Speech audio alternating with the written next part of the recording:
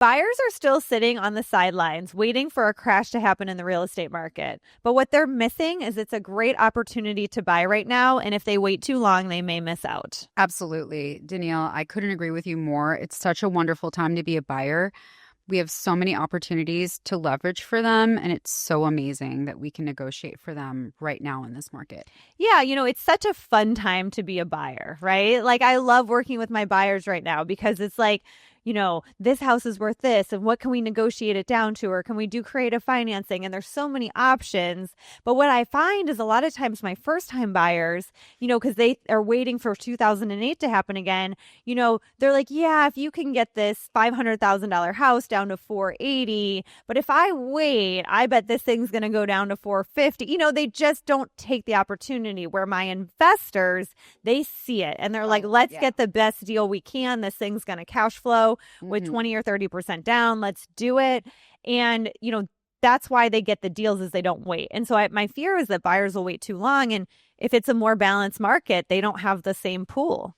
I couldn't agree with you more. The people that are just waiting for that one unicorn to appear, and it's just not going to happen. It's not going to appear. And really their unicorn is that we have all these negotiating tools. We have rate buy downs. We have creative financing, as you mentioned. And we also have more realistic sellers that, whose home has been sitting on the market for a little bit, and they're ready and willing to negotiate for the right buyer. Yeah. And I think even if that unicorn were ever to pop up, these buyers, the buyers, like, there's buyers, and a lot of times they're investors. They take advantage of opportunity. Right. And then sometimes people get too wrapped up with, like, this is a good deal, but there could still be a better one, and there can still be a better one. I mean, I was working with a buyer, and this really great condo deal came up, and we've been waiting and waiting, and it came up. But, on those deals, you have a day, because that's it. If it's really priced that well, there's multiple offers and it's gone. Exactly. Well, he still felt like, well, you know what, maybe a better deal, is this a good deal? Like, questioning it, and then it's gone, and Absolutely. then he's like, it's already sold. I'm like, yeah. I'm like, these things, like, if it really is listed low in this, like, there are buyers in this market. People Absolutely. act like there's no buyers. There's are buyers, and they know it's a good deal. And, even my investors a couple months ago had a deal totally underpriced, totally amazing deal that they got. New realtor just underpriced it by $75,000. We had three offers on it in day one. I mean, it just is what it is. And we got it. But at the end of the day, if they would have said, well, Danille, let me sleep on it, like, it's gone. Well, and sometimes people have to learn that way, because then you can build that rapport and that trust that if Danille says it's going to go, it's going to go. Yeah. And sometimes that takes losing a property. Yep.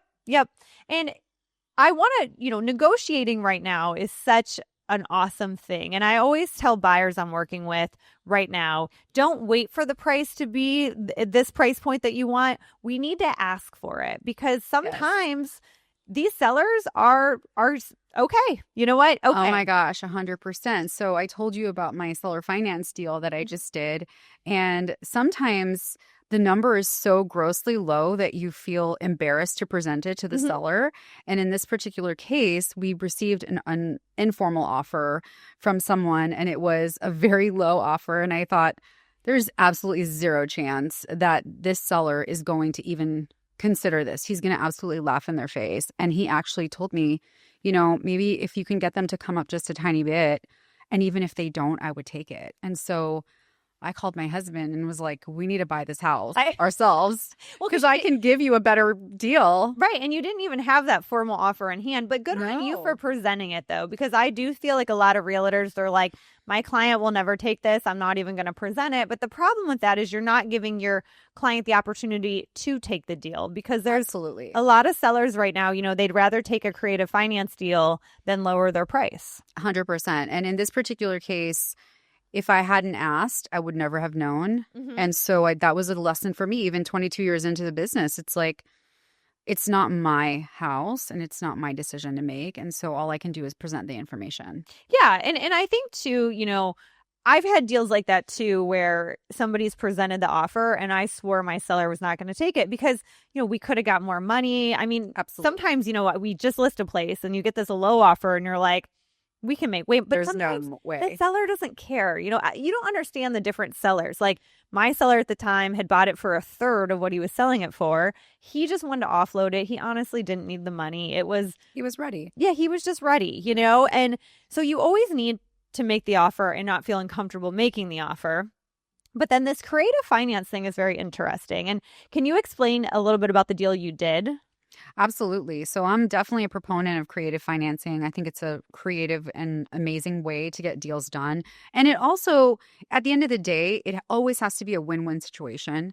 And so in this particular case, this house had been sitting, a little over 60 days, and the seller had improved the property. And so for the price that he wanted to get for it, he was not going to get that price in this market. We weren't getting any showings. He was getting really antsy that he had over improved the property. And so we created a win-win by doing a seller carry deal where now he is getting the price that he wants. It's going to be in 10 years. However, throughout those 10 years, he's going to be he'll be making money on the interest as well as getting the price he wants. And in the end of the day, he's actually going to make $250,000 more than he would have in today's market. Mm-hmm. And so approaching it from a savvy standpoint and being able to really understand and explain the numbers is really the key so that you are able to present that information accurately to your seller, and then they can make an educated decision after that.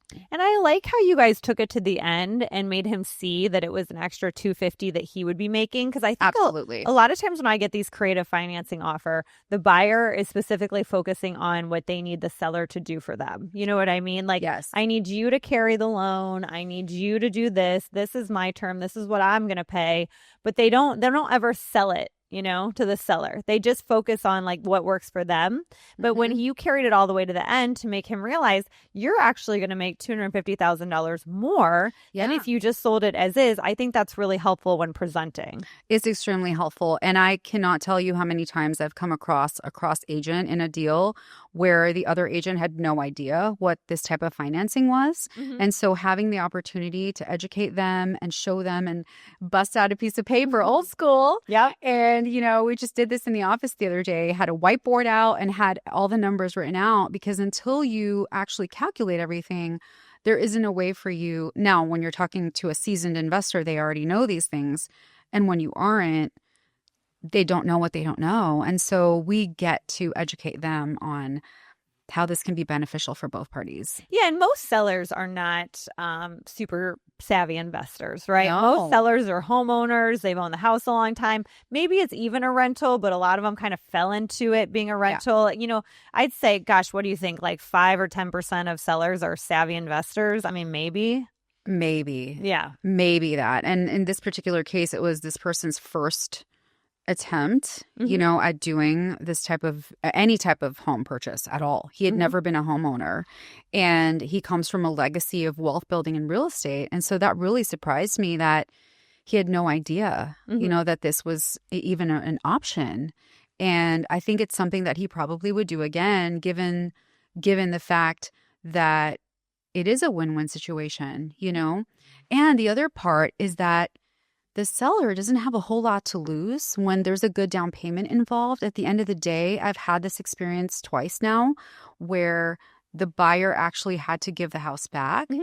And I'm the seller's favorite person ever, because now they've kept, in this particular other case that we did, $150,000 in cash. Yep. Plus the buyer actually improved the property. Right. Added a putting green, all kinds of things. Yeah. And then gave it back in better condition than they acquired it in the first place. And so it was totally a win-win situation. It is. It's totally win-win. I always think, you should have like an attorney look over everything to make sure it's all buttoned up if you are the seller.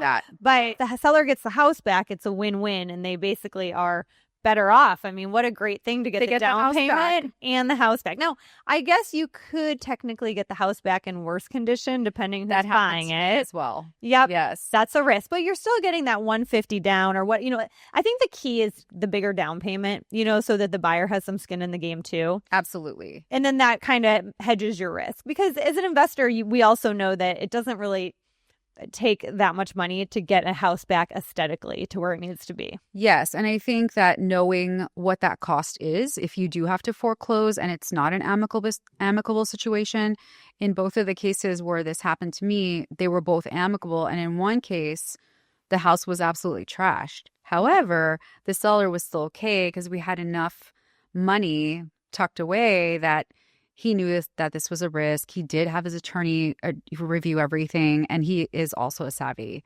person, so a savvy investor. And so it turned out okay.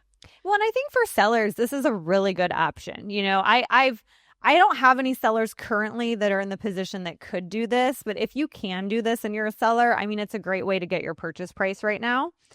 Yes, it is. But as a buyer, I mean, it's a really good way to present it. The other thing too is sellers are more willing to negotiate right now. I mean, I think we went through this weird point last year where we were trying to negotiate and some sellers were and some sellers weren't, because some sellers were still so tied to that high price point, you know, the peak of the market, we should call it. And they really weren't. They kind of felt like they were the head honcho still, even though it was more of a buyer's market. Absolutely. Where now I feel like sellers are being more realistic. Like when people are listing, like they're going in asking me, like, what's the days on market? What can we expect? Yes. Most of them know they're not selling in 2 weeks, you know? And so I think that gives, and to your point, when a house sits, I think that just gives you as the buyer just some leverage that you need to be taking. It sure does. It sure does. So there's a lot of things that we can do now for buyers in terms of closing costs, getting seller concessions. And one of the biggest things is, you know how we hear marry the house, date the rate. We can do rate buy downs right now. And it's an amazing thing. We have even 3-2-1 buy downs where you have a lower rate for the first 3 years of the property, giving you the opportunity to then refinance. And most lenders now are allowing you to refinance at no additional cost down the road when it's time, when the rates actually do come down. So there's so much leverage that we have for buyers today. Yeah, it really is great, you know, and you really can take advantage of a lot of those programs. And you can do a permanent buy down, you can do a 3-2-1 buy down, you can do a temporary buy down, but a lot of times you can have the seller pay for the buy down. And that is... They have to pay for it, actually. Oh, okay. Well, good to know. But yeah, so that's a really big thing right now that they're able to do. And I think as long as we're educating the buyers how this actually works and how it benefits them, and even if they do refinance out early, it's not money lost. They actually get that and they can apply it to their principal. So it's a really fun time to be a buyer right now. It's so fun. I love working have with all buyers. The competition that you did.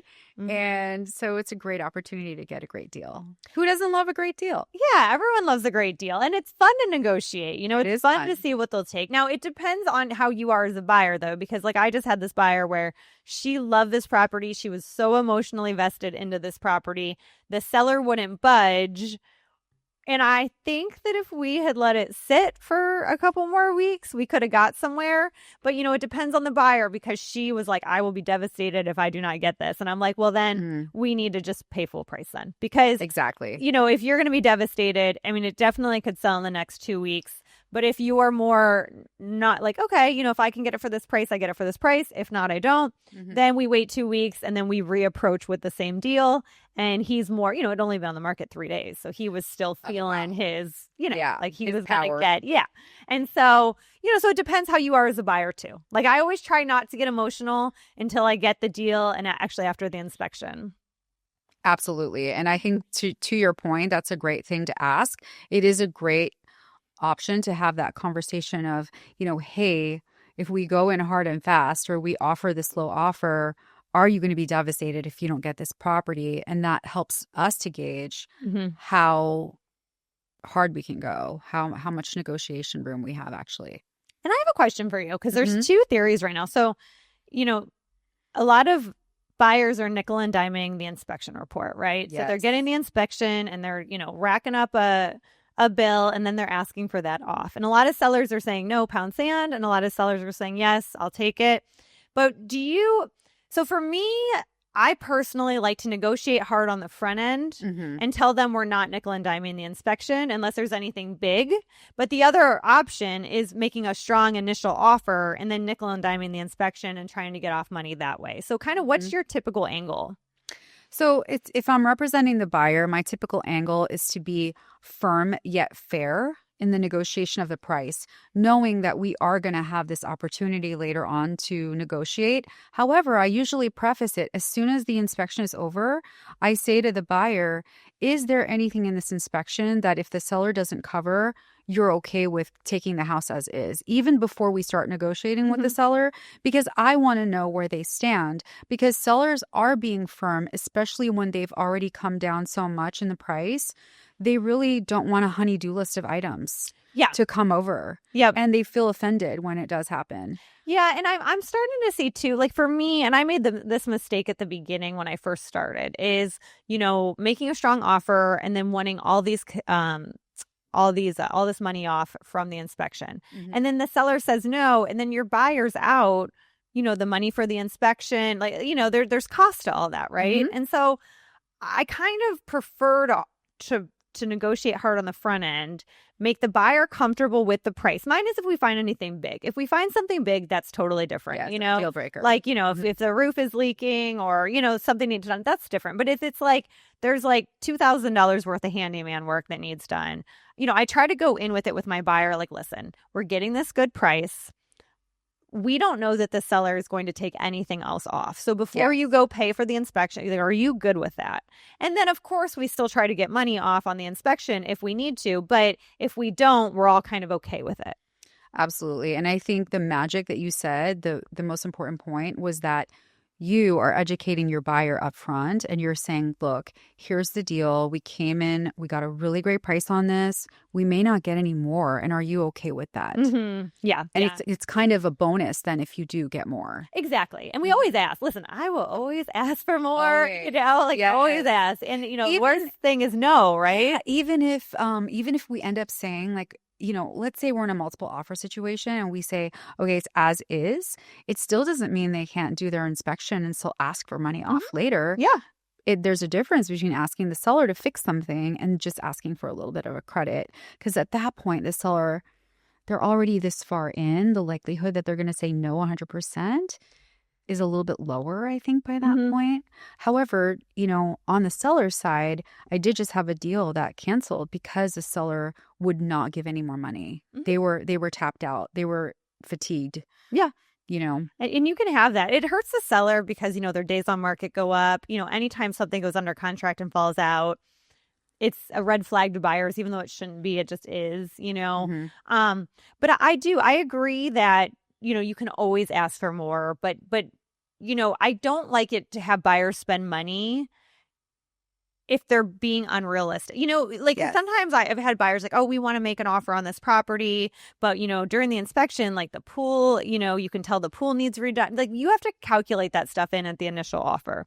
Yeah. You know, like if you know the HVAC system's old, if you know the pool needs resurfaced, if you know the roof hasn't been done in 20 years, like, you know there's going to be issues with it in the inspection. You just know there is. So don't pay for the inspection and then tell the seller you need, you know, a $15,000 credit. They're going to tell you to pound sand most likely. Like you need them to come in with the offer like that.